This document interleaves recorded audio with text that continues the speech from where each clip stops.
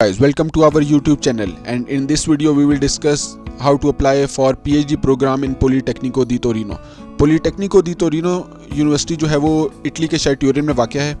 और अगर हम इसकी रैंकिंग की बात करें, ये मैंने QS रैंकिंग भी पॉलीटेक्निको की खोली हुई है। ये आती है 252nd QS world ranking overall. But क्योंकि टेक्निकल यूनिवर्सिटी या पॉलीटेक्निको मीन्स टेक्निकल इन इटालियन, तो अगर हम नीचे जाके इसकी सब्जेक्ट वाइज रैंकिंग देख लें तो वो कंपैरेटिवली बहुत बेहतर है। जैसे पेट्रोलियम में आप देख सकते हैं ये पूरे वर्ल्ड में 15th रैंक है इसका।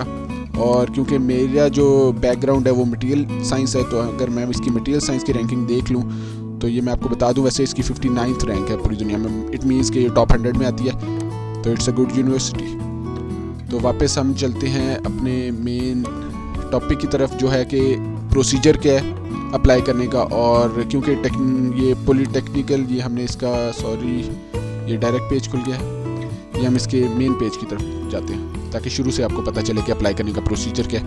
ये गूगल क्रोम ऑटो कन्वर्ट कर लेता है, बट हम यहाँ से इटालियन को हम इंग्लिश में कन्वर्ट कर लेते हैं। तो ये आपके सामने मेन पेज इसका खुल चुका है। इसमें डिफरेंट टैब्स में पोलिटो है, ये जो है टैब ये अबाउट पॉलीटेक्निकल यूनिवर्सिटी के बारे में आपको बताएगा, इसकी अब स्ट्रेटजी और ये कैंपसेस कौन कौन से हैं और ये क्या कर रहे हैं, इसकी रैंकिंग ग्लैंस क्या है। और ये हम मेन जो हमारा है वो एजुकेशन है कि हमने PhD प्रोग्राम में अप्लाई करना है, तो हम एजुकेशन में आ जाएंगे। ये है मास्टर डिग्री प्रोग्राम, ये है PhD program. Master degree program हम किसी नेक्स्ट वीडियो में डिस्कस करेंगे। अभी हम PhD प्रोग्राम डिस्कस करने चाहते हैं, तो हम PhD में क्लिक करते हैं, PhD प्रोग्राम्स में। तो ये हमारे पास PhD का पेज खुल चुका है। इसमें ऊपर डिफरेंट टैब्स हैं, तो हम ये नीचे आते हैं तो इसमें डिस्कवर PhD प्रोग्राम, इसमें PhD प्रोग्राम्स कौन कौन से हैं और उनका अगर आप डिटेल पढ़ना चाहते हैं अपने सब्जेक्ट स्पेसिफिक, तो आप इसमें जाके पढ़ सकते हैं। मगर हम अप्लाई करने का प्रोसीजर देख रहे हैं तो हम गो टू कॉल, क्योंकि ये जो पॉलीटेक्निको दी टोरिनो है इसमें डिफरेंट कॉल्स आती हैं, मतलब डिफरेंट एडमिशन्स आते हैं। और एडमिशन में डिफरेंट साइकिल्स होते हैं। इसका लास्ट साइकिल था 39 साइकिल, उसमें साइकिल्स में डिफरेंट सेशंस होते हैं। तो 39 साइकिल में भी 3 सेशंस थे। कभी 3 सेशंस होते हैं जिसका फर्स्ट, सेकंड और थर्ड, कभी कभी 4 हो जाते हैं। इसमें आता है फर्स्ट सेकंड, अगर इनके सेकंड के बाद भी इनके पास कोई प्रोजेक्ट्स आ जाए एडिशनल, तो उसको वो सेकंड बिस का नाम दे देते हैं। कभी थर्ड बिस भी आ जाता है, तो जो एडिशनल प्रोजेक्ट्स आते हैं वो बिस के नाम से आते हैं। तो अगर हम अभी इसमें देख लें तो ये पहले हमारे पास है apply@polito, ये है जब आप अप्लाई करने लगेंगे। लेकिन अप्लाई करने से पहले हम इसका प्रोसीजर थोड़ा समझ लें। ये है download here the call for application. इस पर अगर हम क्लिक करें, ये एक फ़ाइल होती है बड़ी, इसमें एलेबोरेटेड फ़ाइल होती है, को बता दूं क्यों। इसमें ये फ़ाइल में सारे तकरीबन हर तरह के, अगर आप इस फाइल को गो थ्रू करें तो आपको हर आपके क्वेश्चन का आंसर मिल जाएगा। अदरवाइज़ आप कमेंट में मेरे से पूछ सकते हैं, मैं भी आपको बता दूंगा, क्योंकि I have been through this file. जिस तरह इसमें ये सारा आपको डिफरेंट जो भी इनके ये हैं PhD प्रोग्राम्स हैं, कितनी स्कॉलरशिप्स हैं टोटल बताया हुआ है। इसमें 96 स्कॉलरशिप्स हैं, वही चीज़ यहाँ भी लिखी हुई है, मगर नीचे लिखी होगी मतलब। तो डिफरेंट साइकिल है। अभी हम फर्स्ट साइकिल की बात करते हैं, तो इसका जो एप्लीकेशन ओपनिंग डेट है वो है 15 सेकेंड, लाइक 15 फरवरी, तो वो स्टार्ट हो चुकी है। और इसकी एंड डेट है 15 मार्च, तो महीने का टाइम है, आपने इसी महीने में अप्लाई करना है। एप्लीकेशन प्रोसीजर इतना मुश्किल नहीं है। अगर आप जो मैं आपको स्टेप्स बता रहा हूँ, अगर आप उसको थॉरली फॉलो करेंगे तो इंशाल्लाह आपका भी एडमिशन हो जाएगा। तो इसमें ये कुछ ऑर्डनरी पोजीशन आती हैं, कुछ रिजर्व पोजीशन आती हैं, लेकिन हम नीचे जाएंगे अपने मेन, ये हैं डिफरेंट PhD प्रोग्राम्स। तो इसमें आपने देख लेना कि आपका बैकग्राउंड किससे रिलेट करता है। इसमें जो ज़रूरी बात है वो पता होनी चाहिए कि इसमें 2 तरह की पोजीशंस हैं। एक है funded positions with scholarship with own research topic, इसमें आपने अपना प्रपोजल देना है उनको। एक है with predefined research topic. Pre defined research topic में ये जो प्रोजेक्ट्स आते हैं थ्रू PNRR आते हैं, थ्रू वो इनके डिफरेंट जो इंडस्ट्री है उसके थ्रू आते हैं। और ये PhD पोजीशन विदाउट स्कॉलरशिप भी इनके पास आती हैं। तो ये एनर्जेटिक्स में, जिस तरह पहले हम देख लेते हैं, एनर्जेटिक्स में आई हुई हैं विद ओन रिसर्च टॉपिक, इसमें आपने अपना प्रपोजल इनको देना है। और फिर एरोस्पेस में एक है, केमिकल इंजीनियरिंग में 2 हैं। फिर हम नीचे जाएंगे, हम स्पेशली चले मटेरियल साइंस का देख लेते हैं। इसमें विद ओन रिसर्च टॉपिक नहीं है, इसमें है प्री डिफाइंड 2 हैं। तो हम इस पर 2 पे क्लिक कर लेंगे तो हमें पता चल जाएगा कि 2 कौन सी हैं, उनका टॉपिक क्या है। क्योंकि जिसमें टॉपिक नहीं है उसमें कोई उस पर क्लिक नहीं होगा, उसमें आपने अपना प्रपोजल देना है, तो उसमें कोई डिटेल उन्होंने फर्दर ऐड नहीं की।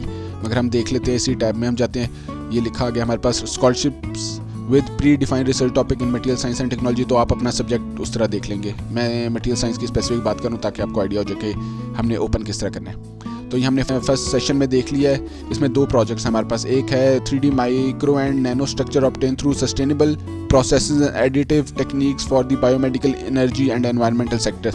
ये जो है ये है हमारे पास एडिटिव मैन्युफैक्चरिंग रिलेटेड प्रोजेक्ट। और दूसरा जो है हमारे पास आता है advance methodologies for assessing the degradation and recycling of plastic materials. ये जो हमारे पास पॉलीमर्स आ जाता है। तो हम इस पे एक पे दोबारा इसकी डिटेल के लिए हम इस पे क्लिक कर लेते हैं।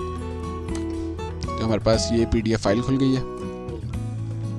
और ये PDF फाइल बहुत इंपॉर्टेंट है क्योंकि ये आपको अपना बैकग्राउंड से रिलेट करने में हेल्प करेगी, इंटरव्यूज़ में बहुत हेल्प करेगी, क्योंकि जो इसमें डिटेल लिखी है मोस्टली वही पूछी जाती है इंटरव्यूज़ में भी।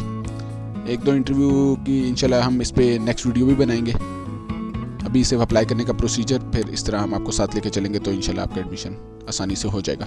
तो ये है डिटेल इसकी, आप इसका टॉपिक पढ़ सकते हैं, ये आपको आपसे रिलेटेड है कि नहीं, आपके लिए इंटरेस्टिंग है कि नहीं, आप इसमें काम करना चाहते हैं कि नहीं। पहले आ जाता है मेरे पास फंडेड बाय, कि फंडेड बाय कभी फंडेड थ्रू इंडस्ट्री है तो इंडस्ट्री का नाम लिखा होगा, फंडेड थ्रू इनकी मिनिस्ट्री है तो मिनिस्ट्री का नाम लिखा होगा, फिर सुपरवाइज़र का नाम लिखा होता है। ये भी आपने आना चाहिए। ये इनकी ईमेल है, आप ईमेल भी कर सकते हैं, लेकिन इसमें ये ज़रूरी बात आपको बताता चलूँ कि इसमें पहले से सुपरवाइज़र के साथ कांटेक्ट करना ज़रूरी नहीं है। किया हो वो आपको रिप्लाई कर दे, आपकी पहले से कोऑर्डिनेशन हो तो ये अच्छी बात है। मेरा ये था कि मेरा पहले से सुपरवाइज़र के साथ कांटेक्ट में था मैं, तो उसने मुझे थ्रू आउट द प्रोसीजर काफ़ी हेल्प की थी। और क्योंकि ये बहुत जो सुपरवाइज़र्स हैं ये बड़े हमारे साथ कोलैबोरेट करते हैं, तो ये आगे कॉन्टेक्ट्स हम भी सब पढ़ लेते हैं कि ये हमने रिसर्च क्यों ज़रूरी है, फिर इसके ऑब्जेक्टिव्स पढ़ लेते हैं, फिर ये इसकी इंपॉर्टेंट बात है skill and कम्पिटेंसीज for the development of the activity.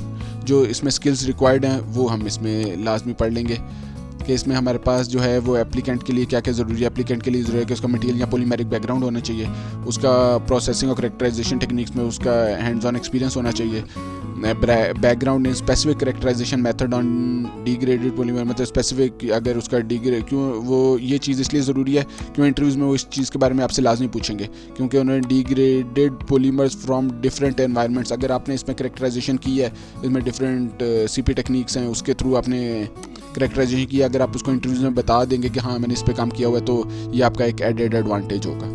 और ये practical lab activities, it means कि आपका लैब एक्सपीरियंस वो मांग रहे हैं। तो अगर काफ़ियों का नहीं होता, आपका होगा, तो ये आपको इंटरव्यू में फ़ायदा देगा।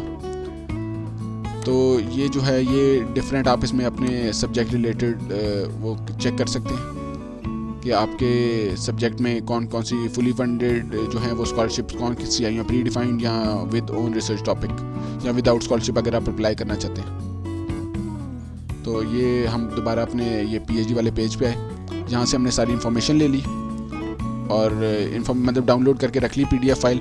अगर इन केस ड्यूरिंग एप्लीकेशन आपको कोई इशू आता है, आप इसमें सर्च कर सकते हैं, तो आपको इंशाल्लाह यहाँ से भी आंसर मिल जाएगा। अदरवाइज़ आप कमेंट कर लें तो इंशाल्लाह मैं भी आपको रिप्लाई कर दूँगा। मैंने आपका नंबर भी नीचे दे दिया, ईमेल एड्रेस भी दे दिया, आप ईमेल और व्हाट्सएप पे भी रब्ता कर सकते हैं।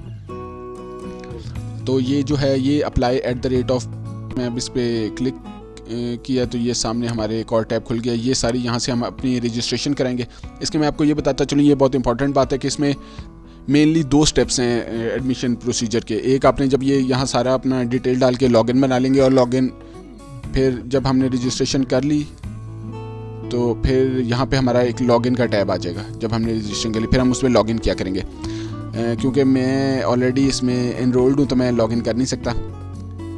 तो लॉगिन करने के बाद आपने सारे इसके डॉक्यूमेंट्स अपलोड करने हैं। डॉक्यूमेंट्स में हमारे पास आ जाते हैं अपने एजुकेशनल बैकग्राउंड, जो आपके सारे एजुकेशनल डॉक्यूमेंट्स हैं वो आप अपलोड करेंगे। 2 इसमें रेफरेंसेस मेनली जो है आप ये वाली फाइल है, इसमें मेंशन भी है, ये वाली फाइल इसमें मेंशन भी है कि ज़्यादा सूटेबल ये है कि आप अपने सुपरवाइज़र से अपना एक रेफरेंस लेटर लिखवाएं, क्योंकि जो बाकी सारे प्रोफेसर्स में सबसे जो बेहतर आपको जानता है वो आपका सुपरवाइज़र होता है, क्योंकि आपने उसके साथ प्रोजेक्ट किया होता है।